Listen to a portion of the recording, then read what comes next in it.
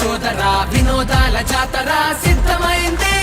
విశ్వనగర శోభగా విజయవాడ వేదిక సంబరాలు పంచక సన్నద్ధమైంది. ఆనందాలు నిండుగా అందమైన పండగ అచ్చ తెలుగు దసరా రానే వచ్చింది. నిండు నవరాత్రులు వేడుకల్లె మారగా